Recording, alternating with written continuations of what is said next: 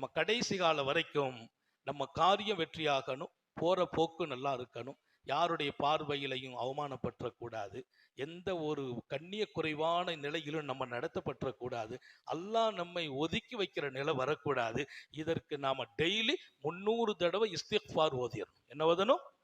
300 தடவை அஸ்தக்ஃபிருல்லாஹ் அல்-அஸீம், அஸ்தக்ஃபிருல்லாஹ். டெய்லி 300 தடவை, 300 தடவை ஸலவாத். அல்லாஹும்ம ஸல்லி அலா சய்யிதனா முஹம்மத். ஞாபகம் வச்சுக்கங்க, ஸலவாத்தை ஓதியவர் அவமானப்பட மாட்டார். அல்லாஹ் இடத்தில் இஸ்திக்ஃபார், என்ன மன்னிச்சிரு அல்லாஹ் கேட்டவர் எந்த ஒரு அருளை விட்டும் தடுக்கப்பட மாட்டார். எந்த அருளும்.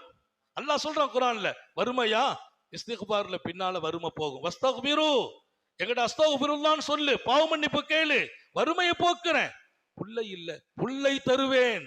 அதோட அல்லாஹ் சொல்றது, அம்தத்துக்கும் அம்வாலி வபனீன், ஆண் குழந்தைகளை தருவேங்கிறான்.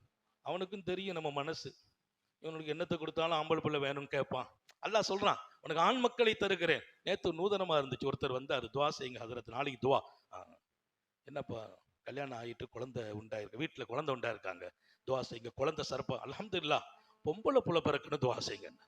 ஃபர்ஸ்ட் குழந்தை பொம்பளை புள்ள பிறக்கணும். எனக்கு கொஞ்சம் சிரிப்பாட்டு இருந்துச்சு, புரிஞ்சு பேசுறாரு. பெருமானார் சொன்னாங்க, பிறந்த பொம்பளை புள்ள பிறந்தா பறக்கத்துனாங்க. விவரமா வந்திருக்கிறாரு ஆளு. ஆனா நிறைய பேர், இது நான் கேட்ட ஃபர்ஸ்ட் துவா இது. நிறைய பேர் ரெண்டாவது குழந்தை வேணும் அப்படி கேட்டிருப்பாங்க. முதல்ல பையன் பிறந்தா ரெண்டாவது பொண்ணு கேட்பாங்க. இவர் தான் முதல்ல பொண்ணை கேட்கிறார்.